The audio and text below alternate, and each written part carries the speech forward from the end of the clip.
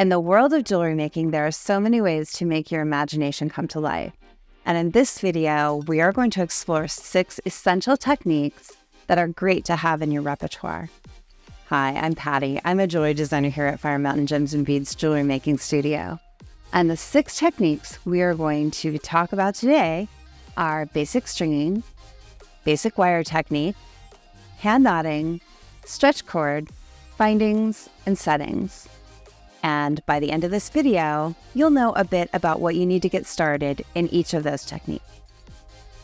To be the first in on new products, specials, and sales, make sure and sign up for the email newsletter. The link is in the description box below. Basic stringing. Basic stringing is a technique used across many types of jewelry, and it's one that you'll want to know. To get started in basic stringing, you'll need some simple tools. Those include a crimping tool, a good flush cutter, 2 pairs of flat nose pliers like these chain nose and these bent chain nose, and a good round nose plier. And some materials that you'll need to start in basic stringing are stringing material like this 49 strand AccuFlex, comes in different sizes, but there are many different types of stringing materials. And beads and findings like jump rings, crimp beads, AccuGuards, crimp covers, different beads, and maybe different bead findings like bead caps, and of course clasps.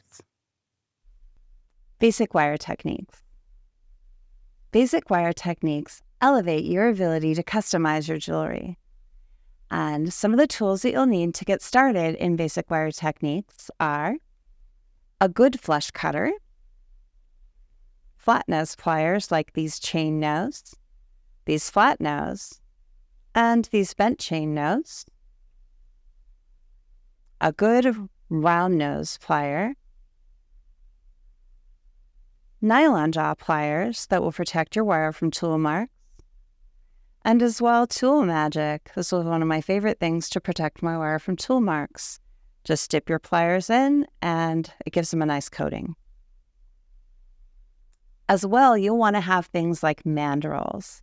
You can use these great Weber's mandrel pliers to make perfect circles, or you can use a found object like this marker. Materials that you'll need to get started with wire are, of course, wire. It comes in many shapes and sizes and materials, and you may also want some findings.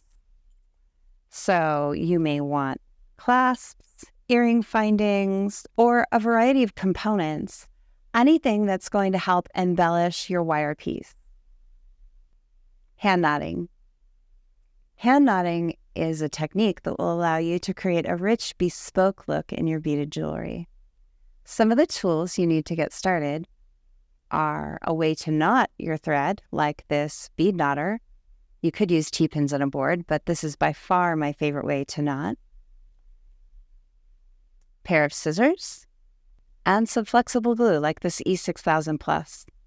And some of the materials that you need to get started are, of course, thread, like this beautiful silk thread, beads, like these fluorite gemstone beads, and some findings, like clasps or bead tips or jump rings.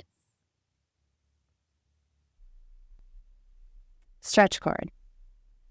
Stretch cord is a technique that you can use to make those oh-so-trendy energy bracelets and so much more. To get started using stretch cord, some of the tools that you'll need are a good pair of scissors or maybe a flush cutter, some bead stoppers that you use to put on the stretch cord to keep the beads from falling off while you're stringing them, and some flexible drying glue like this E6000 Plus, which is my favorite. Some materials that you need to get started are, of course, some stretchy cord, like this power cord, comes in different colors and sizes, You can also use floss or other elastic cord, but paracord is by far my favorite. And beads. You'll need some beads with a large enough hole to string through, like this very large seed bead here in a number 6. Or maybe gemstone beads like these lava beads. Findings. Findings are the simplest way to make jewelry that looks highly finished with the least effort. Tools that you'll need to get started in making jewelry with findings will be a good flush cutter, a round nose plier where the barrel is completely rounded, and some flat nose pliers like the chain nose, this flat nose, and this bent chain nose. And some materials that will be helpful for you to start making jewelry with findings. You'll want some different interesting things, maybe some different types of earring components, interesting different clasps, and unusual beads are a lot of fun. Also, interesting components like this whimsical whale's tail or the beautiful butterfly or this really cute dragonfly. Jump rings, head pins, and eye pins are also staples of making jewelry with findings. Settings. Settings are an easy way to finish focal stones and turn them into instant and impressive jewelry. To get started using settings, you'll need a few tools. You will need a bezel roller and a prong pusher, as well as a positioner like this crystal katana, and some glue like this epoxy, as well as some toothpicks, some cotton, and some alcohol to clean up. Materials that you'll need to get started using settings are, of course, settings. Here's a nice little variety.